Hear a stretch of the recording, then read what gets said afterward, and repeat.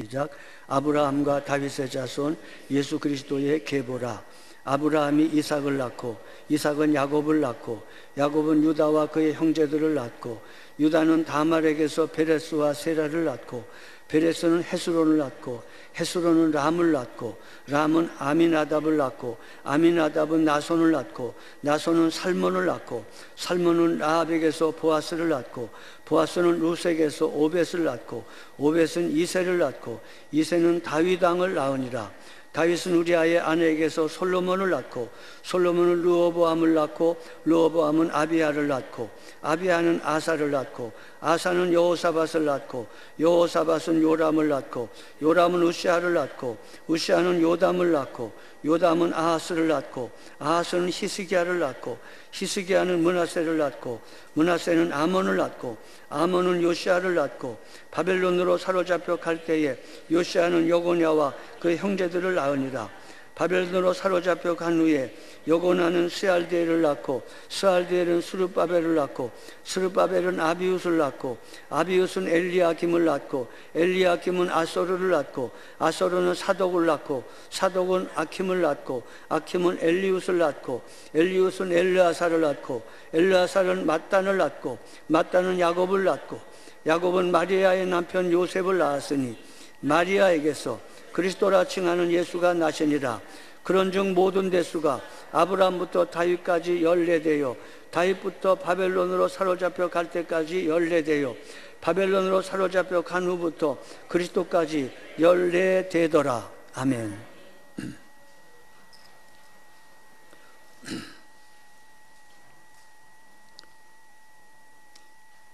마태가 기록한 마태복음은 아마 인류 역사상 가장 많이 출판된 책일 것입니다.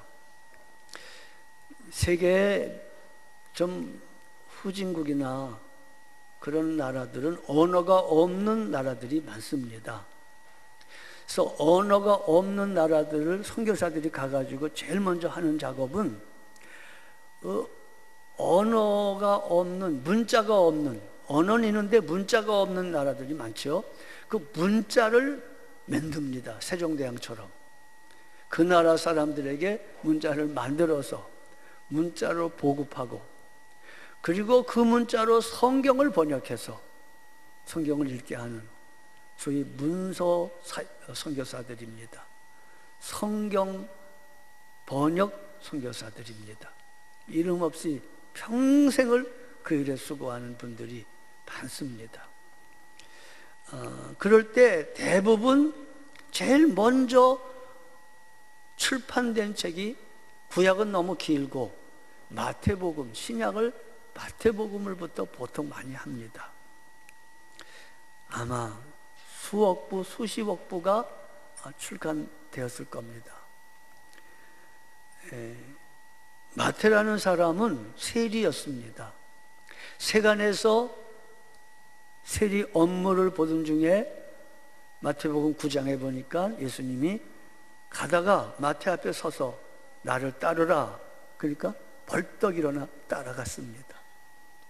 명령과 순종이 조그만 틈도 없이 명령함에 그냥 점심 먹으러 가자 그런 것도 아닌데 평생을 바치는 제자의 부르심 앞에서 마태는 망설이지 아니하고 일어나 예수님의 제자가 되었고 얼마 있다가 친구들, 세리들을 다 불러 모아서 예수님 모시고 잔치했고 친구들과 함께 많이 예수를 믿게 하였던 아주 훌륭한 사람입니다. 그가 마태복음이라고 하는 대작을 기록했습니다. 성령의 감동으로 기록한 것입니다. 세리로 있으면 그냥 먹고 살만 했겠습니다마는 순종으로 주님을 따랐기에 오고 오는 세대에 불멸의 대작을 만들고 그 이름이 성경이 존재하는 한 영원히 존재하는 복된 사람이 되었습니다. 12제자들 대개 면모를 보면 어부들 혹은 기타 등등의 출신인지라 언어 구사력이나 이런 면에 있어서 그렇게 실력 있는 사람이 많지 않았습니다. 여러 가지 그 당시에 쓰는 언어를 섞어 써서 간신히 표현하는 사람도 있었고, 근데 그 중에서 마태는 아마 12제자 중에서 마태만한 실력이 있는 사람이 아마 없었을 것입니다. 그래서 아마 주님은 마태를 부르셨는지도 모릅니다. 주님에 관한 그 귀중한 말씀을 기록하기 위해서 아마 주님이 마태를 부르지 않았겠나, 그렇게 주장하는 학자도 계십니다. 마태복음은 독특합니다. 마태복음은 누가복음과 달리 누가복음은 차례대로 기록했습니다. 예수님의 그 생애에 차례대로 주로 기록했습니다. 자세히 살펴서. 근데 누가복음과 달리 마태복음은 차례대로에 대한 관점보다도 어느 정도 차례대로는 했습니다만은 더 중요한 관점은 내용별로 기록했습니다. 가령 다른 복음서에 산재에 있는 가르침을 마태는 함께 묶어 놓습니다. 5대 설교라는 설교로 묶어 놓습니다. 특별히 5장, 6장, 7장에 나오는 산상설교는 다른 복음서에서 많이 흩어져 있는 건데 한꺼번에 수집해서 한 번에 기록합니다. 예수님이 기적을 행하는 것도 가능하면 한꺼번에 기록합니다. 예수님이 핍박받았던 일도 그렇게 기록하고 종말론도 한꺼번에 묶어서 기록합니다. 어떤 목사님은 아마 마태가 세리였기 때문이 아니었겠는가.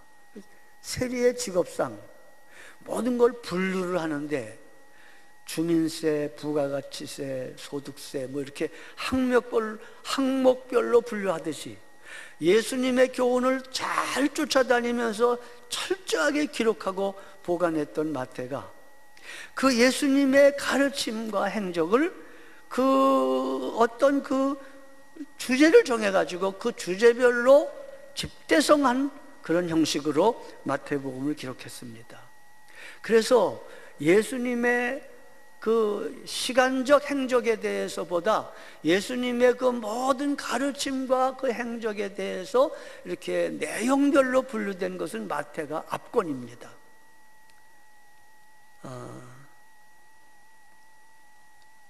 마태복음은 족보로 시작됩니다. 그 마태복음을 족보로 시작한 의미가 뭐고 족보의 뜻이 무엇인가? 오늘은 마태복음을 시작하는 날입니다. 그래서 마태복음 족보에 대해서 잠깐 말씀을 드리겠습니다. 마태복음의 족보의 의미는 예수 그리스도가 유대인의 왕이다 라는 겁니다. 이게 마태복음의 핵심 메시지입니다. 예수 그리스도가 유대인의 왕이요, 옛적에 아브라함 때부터 말라기까지 모든 선지자들과 모든 하나님의 말씀을 통해서 예언되어 있던 예언의 성취자로 오시는 메시아다, 그리스도다, 왕이시다. 그래서 예수가 누구시냐? 유대인의 왕이요, 구약을 완성시키는 구약의 완성자다. 유대인의 왕이요, 온 세상의 왕이요, 특별히 오늘 예배드린 여러분과 저의 개개인의 왕이십니다. 28장까지 된 마태복음을 다 외지 않아도 됩니다.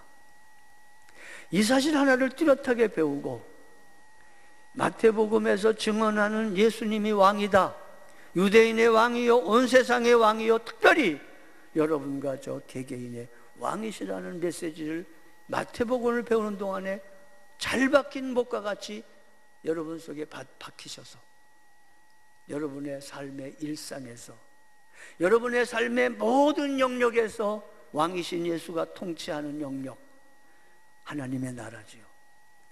하나님의 나라, 왕의 통치 영역이 점점 넓어지고 점점 깊어지는 그런 복이 함께 하시기를 축복합니다. 마태복음을 뚜루룩 깨고 다 외도 여러분의 일상 속에서 왕이신 예수님에게 엎드려 경배하며 삶의 일상에서 사소한 것에서부터 그 예수님, 왕이신 주님에게 순종하고 복종하는 것이 없다면, 그의 통치를 따라 사는 삶이 없다면 마태복음은 여러분과 저를 교만하게 할 뿐이지 아무런 유익이 없습니다. 왜냐하면 마태복음은 왕의 복음이기 때문입니다. 아무쪼록 마태복음을 배워가는 동안에 왕이신 예수께서 여러분의 생애를 점령하고 정복하시고 다스리고 통치하는 역사가 나타나게 되기를 바랍니다. 헬라어 성경에서 마태복음 1장 1절은 아브라함과 다윗의 자손으로 시작하지 않습니다. 정확하게 표현하면 예수 그리스도 다윗과 아브라함의 자손의 계보라, 그렇게 되어 있습니다. 예수 그리스도 다윗과 아브라함의 자손의 계보라, 이게 헬라 성경의 정확한 말입니다.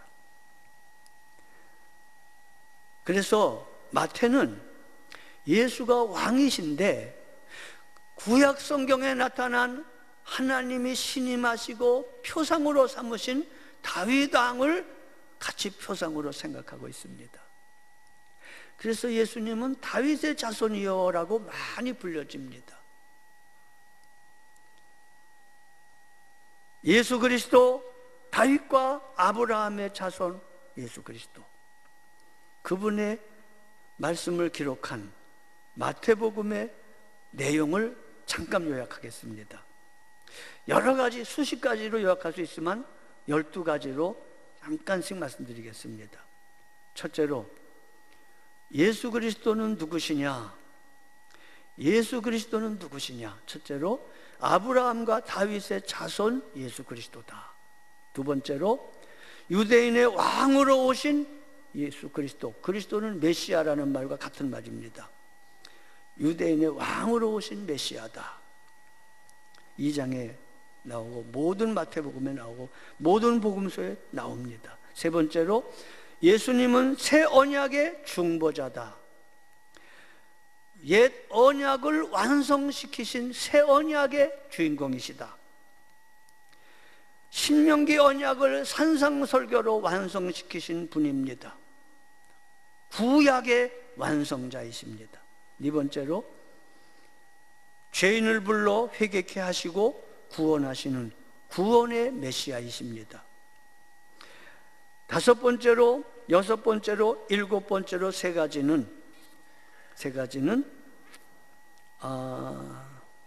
여러분에게 늘 말씀드렸던 예수님의 3대 생명운동을 말씀드렸는데, 가르치시는 메시아, 제자를 가르치시는 메시아, 복음을 전하시는 전도하는 메시아, 병든 자를 고치시고 귀신 들린 자를 귀신을 쫓아내시는 가르치는 메시아, 전도하는 메시아, 축사 치병 귀신을 쫓아내고 병을 고치시고 기적을 행하시는 메시아에 대해서 다섯 번째, 여섯 번째, 일곱 번째를 기록하고 있습니다. 그리고 여덟 번째, 마태복음에서 예수님은 유대 종교 지도자들과 대립하여 극심한 핍박을 받는 메시아로 묘사됩니다. 12장 이후부터, 9장부터 조짐이 보이다가 12장 이후부터 본격적으로 예수님은 유대 종교 지도자들, 특별히 바리새인과 사두개인들에게 기득권을 예수님이 빼앗는다고 생각해서인지 강력하게 박해를 하고 있습니다. 그게 아홉 번째입니다. 여덟 번째입니다. 아홉 번째, 예수님은 교회의 머리이신 메시아다. 마태복음만 유독하게 교회라는 단어를 3번 썼습니다. 마태, 마가, 누가, 요한 4복음서에 교회라는 단어가 다른 복음에 한 번도 안 나옵니다. 마태복음 16장에 한 번, 마태복음 18장에 2번. 그래서 3번 예수님께서 교회를 언급하셨는데 다 마태복음에서 언급하셨습니다. 특별히 마태복음 16장 18절에서 교회를 최초로 말씀하실 때에 내가 이 반석 위에 내 교회를 세우리니, 내 교회라고 말씀하셨습니다. 교회에 관한 귀중한 말씀을 하셨고, 교회의 머리가 되시는, 교회의 주인 되시는 메시아를 가리키고 있습니다. 10번째로 종말을 예언하신 메시아, 24장, 25장에 종말론을 기록하고 있습니다. 아주 묶어서 기록하고 있습니다. 11번째로 십자가에 달려 죽으시고 사흘 만에 부활하신 메시아, 27장, 28장에 나옵니다. 마지막 12번째로 11제자에게 지상명령을 주신 메시아, 전도와 제자 양육에 지상명령을 주신 메시아로, 그렇게 마태복음은 왕이신 메시아를 기록하고 있습니다. 히브리, 저도 뭐 잘 배우지 못했습니다만은 저 헬라 알파벳, 히브리 알파벳 정도를 외웠습니다만은, 히브리 알파벳은 가령 알렙, 베드, 기물, 달레스, 해, 와우, 자인 등등으로 쭉 나가서 나가는데, 히브리 알파벳은 독특합니다. 일단 모음이 있었었는데 사라져버린 것 같습니다. 그래서 히브리 알파벳은 모음이 없고 자음만 있습니다. 소리를 내기가 어려운, 그래서 사실은 사멸된 언어가 되고 말았습니다. 그래서 하나님을 아도나이라고 부르고 또 하나님을 여호와 혹은 야훼라고 부르는데 그게 다 정확하지 않습니다. 왜냐하면 하나님을 부를 때 하나님의 이름을 정확하게 부르면 불경스럽다 해가지고 야훼라는 말은 우리가 후대에 모음을 붙인 거고, 원래 요드헤이, 바브헤이 이렇게 네 자음이 있습니다. 요드헤이, 바브헤이라는 자음만 남습니다. 그래서 지금도 유대인들은 네 글자 뭐 이렇게도 표현하고, 요드헤이, 바브헤이 이렇게 표현하기도 하고, 그 이름 이렇게 표현합니다. 그 여호와의 그 거룩한 이름. 보통 아도나이라는 말은 주님이란 뜻으로, 능하신 하나님이라는 표현으로 다른 이름으로 많이 쓰는데, 여호와라는 말을 쓸 때는 자음만 쓰기 때문에 어느 교단에서는 야훼라고 말하고, 또 우리 같은 경우는 여호와라고 말하는데 정확한 모음을 모릅니다. 그래서 그 모음이 없고 자음 가지고 이 유대인들은 숫자를 또한 표현합니다. 가령 알렙 1, 베드 2, 알렙, 베드, 기물 3, 달레스 4, 바우 5, 알렙, 베드, 기물, 달레스, 해는 5고, 와우, 그렇게 와우는 6이고, 이렇게 그 알파벳이 바로 숫자가 되는 겁니다. 1, 2, 3, 4. 그런데요, 이 다윗이라고 하는 다비드라는 말인데, 원래 표현은 그 다라는 디귿과 그리고 Y와 그리고 디귿 이렇게 되어 있는데, 이것에 대해서 히브리 알파벳으로 말하면 달렛, 와우, 달렛 이렇게 되는 겁니다. 숫자로 말하면 닛, 6, 또 닛. 합치면 몇일까요? 14. 그래서 아브라함부터 다윗까지 14대요. 다윗부터 포로 잡혀갈 때까지 14대요. 포로에서부터 예수까지 14대라. 14대를 굉장히 강조합니다. 왜? 다윗의 왕통을 이어받을 메시아이기 때문에 그렇습니다. 예수가. 그 히브리 사람들은 그게 숫자에 대해서 매우 민감합니다. 누가복음의 족보에는 달라요, 이것과. 근데도 마태는 이 14을 강조하여 다윗 왕을 생각나게 하는 구조로 족보를 꾸밉니다. 사실은 마지막 포로 때부터 예수님 때까지는 정확하게 하면 10세대입니다. 근데도 14이라고 고집합니다. 왜? 다윗 왕의 이름을 숫자를 풀어야 되기 때문입니다. 자, 아브라함과 다윗의 자손, 원어로 따지면 다윗과 아브라함의 자손 예수 그리스도. 그 자손이라는 단어를 여러분에게 오늘 말씀드리겠습니다. 예수님은 아브라함의 자손이고 다윗의 자손이다. 정말인가요? 한번 잘 생각해 보셔야 됩니다. 창세기 13장 14절로 16절에 보면, 여러분 듣기만 하십시오. 룻이 아브라함을 떠난 후에 여호와께서 아브라함에게 이르시되 너는 눈을 들어 너 있는 곳에서 북쪽과 남쪽 그리고 동쪽과 서쪽을 바라보라.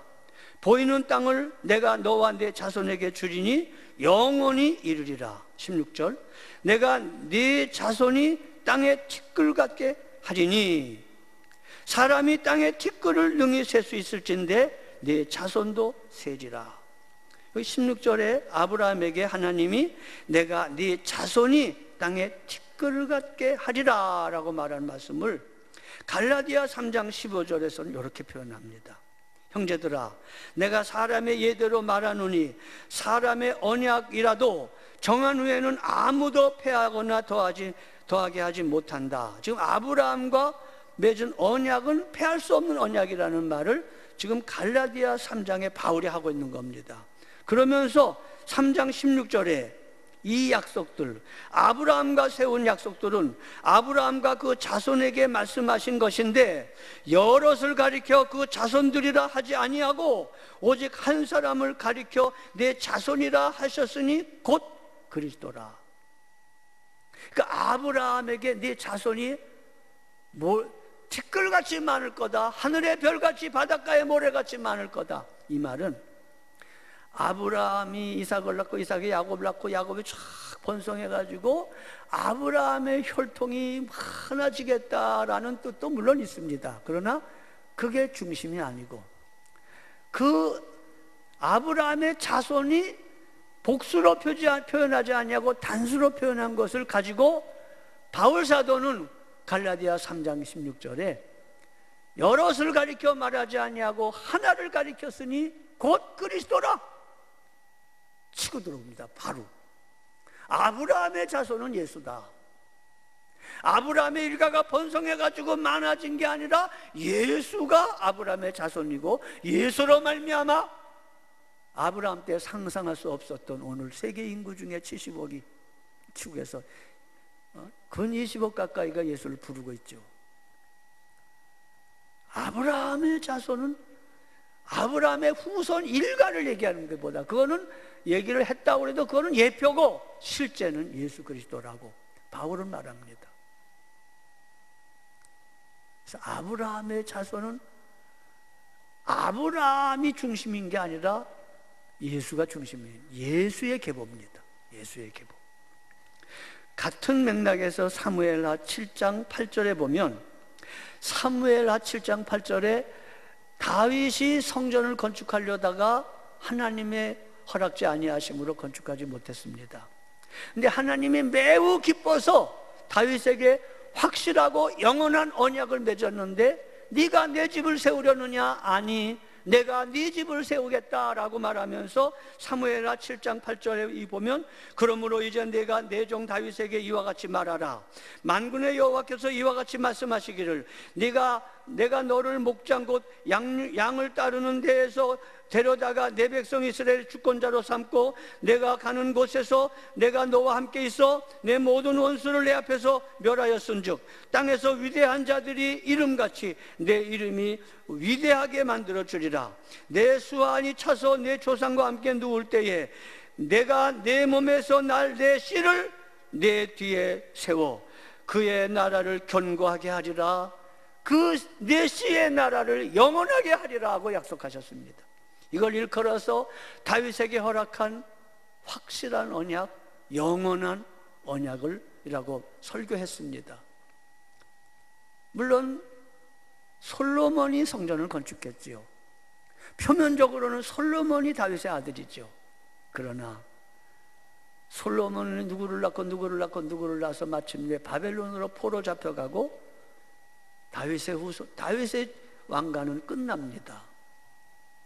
그리고 하스모니안 왕조가 한 100년 동안 잠깐 있었다가 또 끝나고 헬라와 로마 당국이 지배하고 있을 때 예수님이 오셨습니다.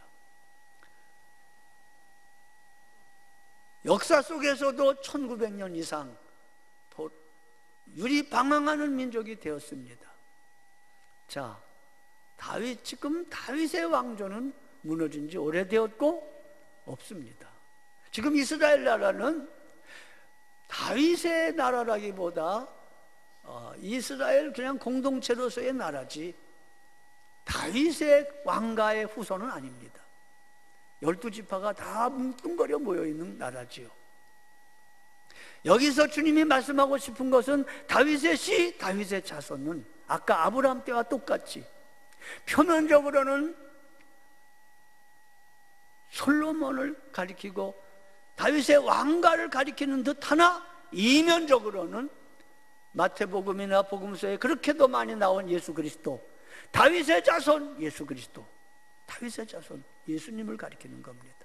다시 말하면 족보 끝에서 예수님이 오신 게 아니라 족보를 완성하시려고 족보 바깥에서 예수님이 오신 겁니다.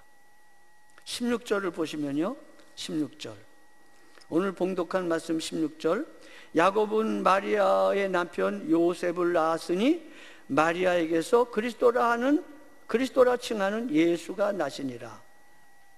아까 얘기했죠. 예수님은 아브라함의 혈통인가 다윗의 혈통인가 쭉 내려와서 요셉까지 왔는데 요셉의 혈통인가? 물론 아니죠. 그래서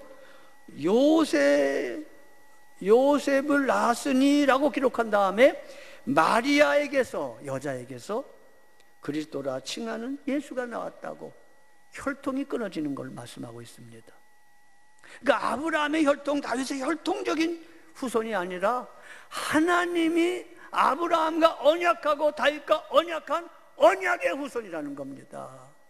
언약의 후손으로 예수가 동정녀 마리아에서 성령으로 잉태해서 오신 분입니다. 이걸 마태는 말하고 있습니다. 언약의 성취자 예수, 유대인의 왕, 온 세상의 왕. 그렇습니다, 여러분. 다윗 왕가는 사실상 멸망했고 그 자손은 흩어져 유리하고 그렇게 되었습니다. 그러나 예수님의 왕가, 예수님의 왕권은 세상의 어떤 왕가보다도 영원하고 영원하고 영원하리라. 그걸 말하고 있습니다. 즉 아브라함과 다윗에게서 하신 약속을 완전히 성취하신 분이 예수님이시다 이겁니다. 예수님이 없다면 아브라함과 다윗의 의미가 없다는 겁니다. 왜? 아브라함과 맺은 언약, 다윗과 맺은 언약의 성취자가 예수 그리스도이기 때문입니다. 그렇기 때문에 이 나라는, 예수님이 왕으로 다스리는 이 나라는 세상 나라와 다릅니다. 세상 혈통의 연장이 아닙니다. 하나님이 시작하신 나라입니다. 하나님의 나라의 예표입니다. 성령으로 잉태하셔서 태어나신 예수 그리스도는 하늘에서 오신 분이십니다. 하나님이십니다. 하나님이 사람 되어서 이 땅에 오셔서 하나님의 통치를 드러내시는 분이십니다. 유대인의 왕이요 온 세상의 왕이요 여러분과 저의 개개인의 왕이심을 그래서 마태는 주장합니다. 이 마태복음의 계보는 42계보는 은혜의 계보입니다.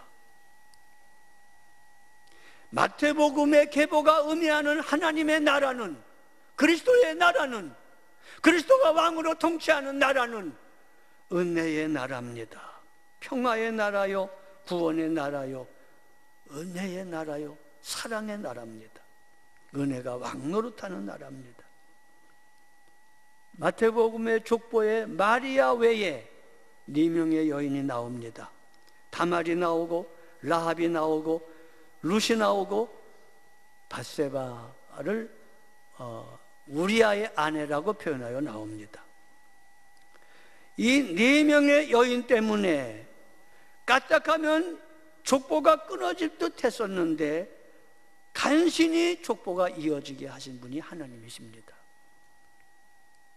족보가 끊어질 위기에서 다말은 비상방법을 써서 자기 시아버지를 유혹하여 시아버지로 말미암아 불륜의 근친관계를 맺어 낳은 아들이 예수님의 조상이 된 겁니다. 예, 이런 여자 이름이 나옵니다. 여리고의 기생라합, 그도 족보에 나옵니다. 정당하지 못한 사람들이었습니다.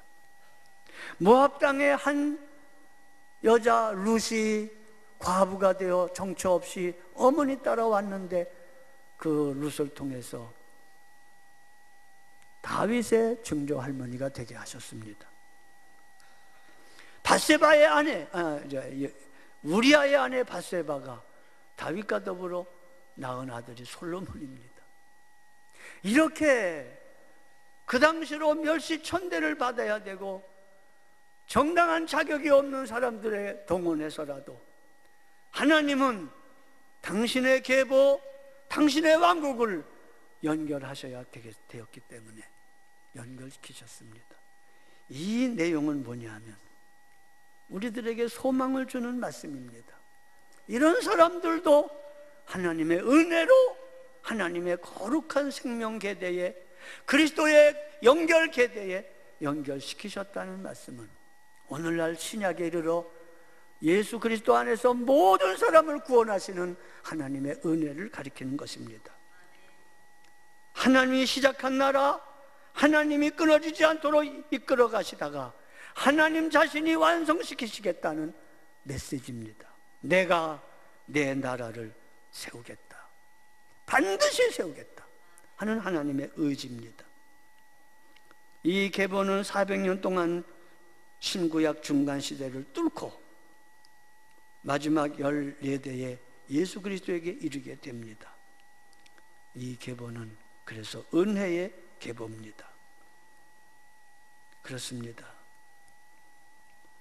이제는 율법 외에 하나님의 한 의가 나타났으니 율법과 선지자들의 증거를 받은 것이다. 이건 하나님의 의인이 믿음으로 말미암아 구원받게 되는 의, 이 의인이 차별이 없다 라고 로마서 3장 21절에 말씀한 것처럼 옛 언약을 완성시키는 하나님의 의, 믿음으로 얻는 의를 증언하고 있습니다. 출애굽기 3장 9절부터 12절에 하나님이 자기 백성을 애굽에서 건지시려고 모세를 가라고 명령할 때 누구가 가라고 그랬냐고 물으면 누구라고 대답합니까? 나 여호와다, 스스로 있는 자다라고 말씀하는 그 부분에서 3장 12절에 하나님이 모세에게 말씀합니다. 하나님이 이르시되 내가 반드시 너와 함께 할 것이다.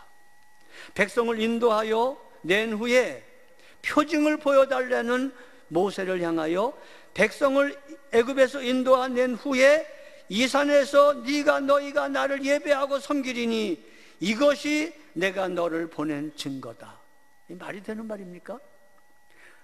보내실 때에 안 가겠다고 증거를 보여달라는데 하나님 하시는 말이 네가 가서 데리고 와서 이 산에서 나를 섬기는 것이 증거가 되게 하겠다. 아니, 증거는 사전에 보여주어진 거죠.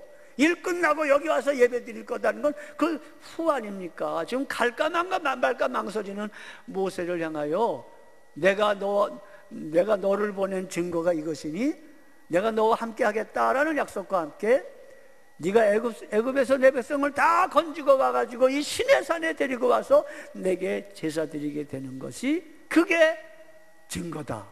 일이 다 끝났는데 무슨 증거입니까? 이 말은 무슨 말이냐 하면 내가 너와 함께 하겠다는 말을 강화시킨 표현입니다. 내가 이제 내 나라를 세울 거야. 내가 아브라함에게 약속한 내 나라를 이룰 거야. 그러기 위해서 내가 내 백성 애굽에 가서 내 백성을 데리고 와야 돼. 그래서 그들이 이 산에서 나와 언약을 맺을 거야. 그러니 내가 너와 함께 하지 않겠는가? 그러니 내가 너를 돕지 않겠는가? 내 언약 아브라함 때부터 맺은 언약에 지금 이 네가 할 일에 달려 있는 거야 라고 말씀하는 겁니다. 그렇습니다. 하나님이 보증이 있습니다. 보증. 하나님이 책임지겠다는 겁니다. 시작도 하나님이 하시고 과정도 하나님이 하시고 완성도 하나님이 하시겠다는 하나님의 나라, 하나님의 족보, 은혜의 나라요, 은혜의 족보입니다. 보세요. 여기 42대의 족보를 보면요, 얼마나 은혜롭습니까?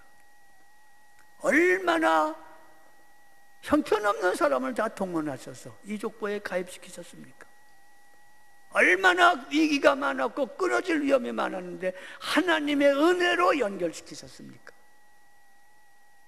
여러분과 제가 이 땅에 태어나서 이 세상에 수억 분의 1의 정자로 태어나서 여기서 인생길에 예수를 믿고 하나님을 섬기며 하나님의 거룩한 교회 안에서의 이 생명의 계대에 가입하게 된 것은 기적이고 은혜입니다. 이 계보는 또한 믿음의 계보입니다. 하나님의 은혜를 받고 믿음으로 하나님의 사랑을 입은 사람들이 그 하나님의 은혜와 사랑 앞에 항복하여 믿음으로 반응하고 믿음으로 순종하는 사람들의 이야기입니다. 내가 기어코 내 나라를 세우겠다는 하나님이 주도적으로 시작하신 역사입니다. 우리가 받은 구원은 이 하나님에 의해서 시작된 것입니다. 에베소서 1장 1절로 14절은 삼위일체 하나님의 주도적인 은혜를 말하고 있습니다. 신도중학교에 부임해가지고 첫 번째 주일 설교가 이 설교였습니다. 총동원 은혜, 하나님의 총동원 은혜, 성부 하나님의 택정의 은혜, 성자 예수님의 구속의 은혜, 성령 하나님의 인치시는 은혜입니다. 삼위일체 하나님의 은혜, 하나님이 창세전에 여러분과 저를 택하시고 예정하셨습니다. 창세전입니다. 그 하나님의 예정을 따라 예수님이 2000년 전에 오셔서 우리를 위하여 피 흘려 죽으심으로 우리 죄값을 미리 담당하셨습니다. 인생길에 태어나서 내 맘대로 살았던 우리들이었습니다. 성령이 어느 시점에서 누구를 통해서 복음을 통해서 여러분과 저를 구원하시고 부르셔서 이렇게 믿게 하셨습니다. 성령이 인치셔서 하나님의 자녀가 된 것입니다. 여기에 여러분이 무슨 도움이 되었습니까? 여러분이 무슨 역할을 했습니까? 아니요. 하나님이 창세전에 택하시고 예수님이 십자가에 피 흘려 죽으시고 구속하시고 성령님이 여러분을 이끌어서 구원받게 하신 것입니다. 그렇습니다. 그 구원은 구원으로 끝나지 아니하고 에베소서 1장 17절로 23절에 보면 이 구원이 얼마나 놀라운 구원인지, 이 구원을 위하여 교회를 세우시고 교회 안에서 우리를 영원하게 하나님과 묶어 놓으셨습니다. 어떻게? 주님은 머리고 우린 몸으로 구원을 완성할 때까지 절대로 분리될 수 없도록 보증, 아까 보증이란 말, 교회가 바로 보증입니다. 손이 문제가 있으면 죽는 것보다 잘라야 될 때면 자를 수밖에 없죠. 발이 안 자르면 죽는다면 잘라내야 되겠죠. 그러나 아무리 중한병 걸려도 목을 자를 수는 없습니다. 목을 자르면 머리와의 연결이 끊어지면 머리도 죽고 몸도 죽습니다. 이런 관계가 주님과 나와의 관계, 여러분과의 관계입니다. 왜 이렇게 절대로 분리할 수 없도록 교회의 머리 대신 주님과 교회의 몸 된 교회가 연결되게 하셨습니까? 너를 구원하는 일을, 구원에 완성하는 일에 있어서 내가 책임지겠다. 절대로 분리되지 않겠다. 교회 안에서 그리스도의 몸으로 묶으셨고 그리스도는 우리의 머리가 되셔서 세상 끝날까지 인도하시고 붙잡아 주시고 보증하시고 책임지시겠다는 말씀입니다. 놀라운 은혜입니다. 이 족보가 완성되기 위해서 예수님이 오셨고 왕의 복음인 마태복음은 끝났지만 왕의 복음으로서의 세상 역사가 계속되고 있습니다. 그리스도의 계보는 아직 끝나지 않았습니다. 신명기 6장 5절에 마음을 다하고 뜻을 다하고 성품을 다하여 주 너의 하나님을 사랑하라는 말씀을 마태복음 5장에서 주님께서는 새롭게 완성하셨습니다. 그리고 마태복음 28장에서 모든 족속으로 제자를 삼아 주께서 분부하신 것을 가르쳐 지키게 하라고 명령하셨습니다. 복음을 땅끝까지 증거하라고 사도행전 1장 8절에 예루살렘과 온 유다와 사마리아와 땅끝까지를 말씀하셨습니다. 마태복음 1장에서는 복음이 땅끝까지만이 아니라 주님 다시 오실 때까지 세상 끝날까지 증거되어야 되는 메시지를 말씀하고 있습니다. 그렇습니다. 마태복음은 오늘 여러분과 저에게 질문하고 있습니다. 너의 인생에서 내가 왕이냐? 너의 모든 삶의 영역에서 정말 내가 왕이냐? 묻습니다. 폼나고 멍석 깔아놓은 것만이 아니라 남들이 모르는 혼자 있을 때, 조용할 때, 은밀할 때, 일상의 삶 속에서도 내가 너의 왕이냐라고 묻고 있습니다. 사랑하는 여러분, 언제나 매일매일 왕이신 하나님께 엎드려 경배하며 작고 사소한 일부터 왕에게 순종하는 왕의 백성, 왕의 나라의 백성이 되어서 마태복음의 이 질문 앞에 기뻐하시는 대답을 할 수 있는 그런 인생이 되기를 주의 이름으로 축복합니다. 일어나시겠습니다. 고마우신 아버지 감사합니다. 마태복음을 시작하는데 예수님의 도전, 예수님의 질문에 직면했습니다. 지금도 과연 내가 너의 왕이냐고 물으실 때에 삶으로 대답하는 저희들 되게 하옵소서. 그 사랑과 은혜 받은 자의 감격으로 기뻐하며 순종하며 충성하게 하옵소서. 우리 구주 예수 그리스도의 대속하신 은혜와 하나님 아버지의 사랑하심과 주 성령님의 교통하심이 모든 분들에게 함께 하시기를 축원하옵나이다. 아멘.